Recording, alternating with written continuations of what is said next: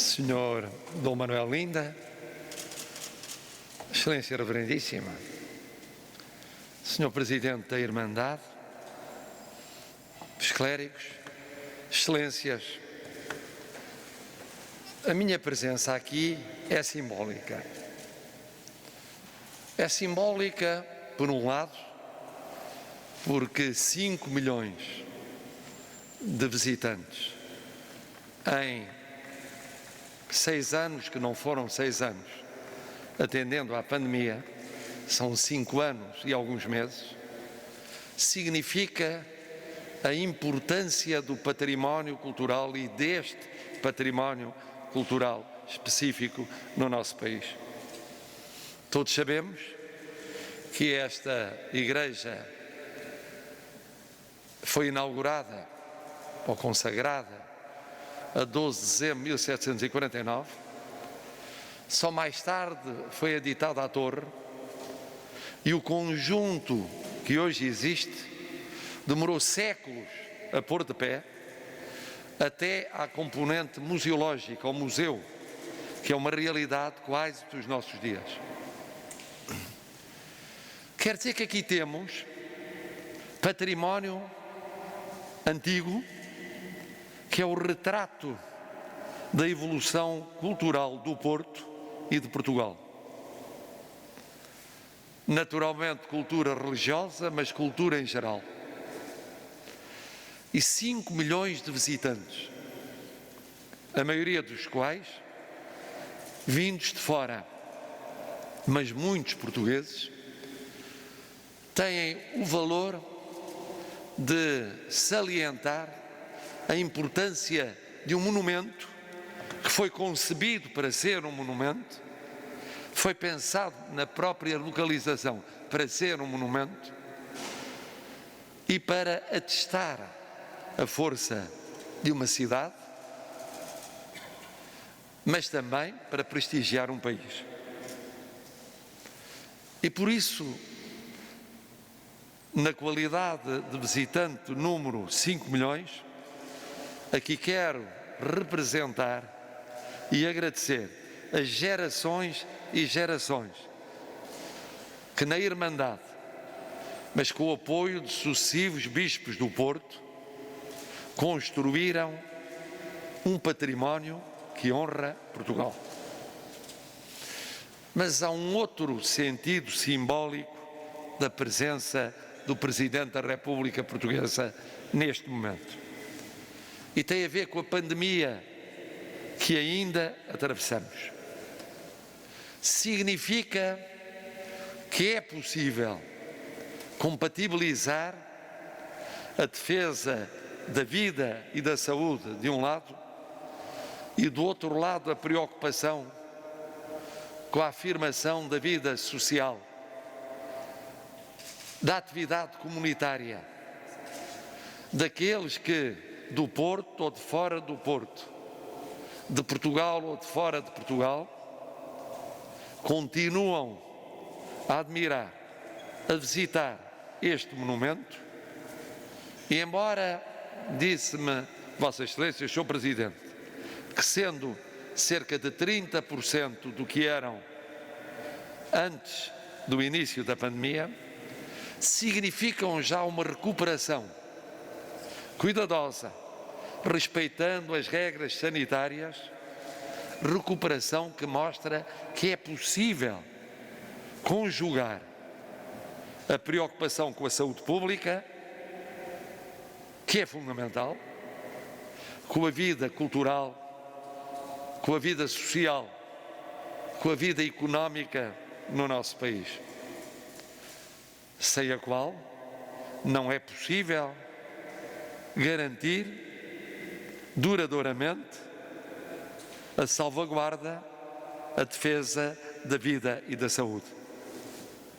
Sem uma, a outra não é possível. Sem a segunda, a primeira não é sustentada. É um equilíbrio difícil. Obriga em cada momento a tomar as medidas sanitárias necessárias para enfrentar uma realidade que não controlamos na duração e na gravidade. E todas as medidas necessárias serão tomadas. Isso sabem os portugueses. Mas do outro lado mostra que naquilo que é o avanço progressivo da vida social, o dinamismo cultural e a atividade económica, os portugueses, aqueles que não pararam de trabalhar durante o confinamento, porque muitos realmente pararam, mas aqueles que não pararam sabem que existiu, porque fizeram viver a sociedade e a economia mesmo nos tempos de maior provação, porque passamos. Esse congraçamento, essa convergência é possível. É possível. É possível não parar Portugal e ao mesmo tempo garantir a vida e a saúde em Portugal. E neste monumento nós evocamos a importância da cultura, a importância do turismo cultural, a importância de a sociedade, a comunidade continuar, e Vossa Excelência lembrou, dos mais velhos aos mais novos, em família, a visitar património que merece ser visitado, que deve ser visitado, por contactar com este património é contactar com a história de Portugal, do Porto e de Portugal, é contactar com as raízes, mas também com um processo longo que ajudou a fazer o Portugal que somos. E se nós queremos ter a força de lutar pela vida e pela saúde, o que implica a força das raízes, temos de ter ao mesmo tempo a força de afirmar a cultura e o dinamismo da comunidade nacional, que é uma comunidade viva, não uma comunidade que fraqueja, que sossobra. É, Vossa Excelência, eu disse, resistente, diz-se hoje resiliente. Nós, portugueses, somos resistentes. É evidente que a pandemia é universal, toca a todos os povos de todos os continentes. Naquilo que dependa de nós, temos de ser tão resistentes como fomos desde o nosso avanço como nação independente. Sempre que foi necessário lutar e manter essa independência. Sempre que tivemos de enfrentar obstáculos, e foram muitos, epidemias terríveis na Idade Média, desafios dos mais difíceis naturais ao longo dos séculos, problemas de afirmação interna e de sobrevivência como nação.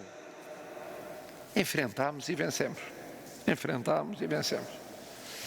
E por isso eu tenho dito que é muito importante que nestes tempos, que podem ser meses mais breves ou mais longos, que podem ir até o fim do ano ou entrar pelo ano que vem, dependem de fatores que não controlamos e que conhecem alterações que também não podemos antever. Nestes tempos é essencial esta ligação entre o temporal e o espiritual, entre aquilo que é temporal e espiritual na vida. Tudo é ao mesmo tempo temporal e espiritual na vida e na saúde, a saúde física e a saúde psíquica, mas também aquilo que é temporal e espiritual na cultura. Neste monumento encontramos o espírito que inspirou a concepção do monumento, mas encontramos também o tempo, os obreiros, os que fizeram o que hoje existe, que o fizeram ao longo de séculos. E essa conjugação de temporal e de espiritual tem sido uma das forças do nosso país. O nosso país resiste temporalmente nas dificuldades económicas, financeiras e sociais, mas resiste também espiritualmente com a força da sua história, com a força da sua cultura, com a força do seu património. Tudo isso nos ajuda a resistir. Esse é o segundo significado simbólico da minha presença aqui hoje, que é apelar aos portugueses para que olhem para o futuro, mais do que para o presente, que recordem as lições do presente e não esqueçam as raízes do passado, mas olhem para o futuro, olhem com esperança. Na base da esperança vão construindo confiança, que a construam dando o seu testemunho individual, próprio, mas também coletivo, de defesa da vida e da saúde, mas também da afirmação da sociedade, da vida social, da vida cultural, da vida económica. Que o façam ao mesmo tempo, com esperança e na base da esperança, com confiança. Se assim for, então o exemplo desta Torre dos Clérigos, que rearrancou em maio, está a seguir o seu caminho, olhando para o futuro,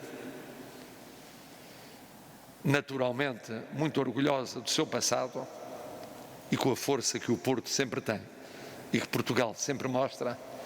É um exemplo que vale a pena ser seguido no dia a dia de todos nós, com alegrias e tristezas, com dificuldades e com sucessos, porque significa que temos à nossa frente um futuro ainda mais rico do que o riquíssimo passado que nos enobrece. Muito obrigado pelo convite para aqui vir, como visitante número 5 milhões. Muito obrigado pelo vosso testemunho que existe por todo o país,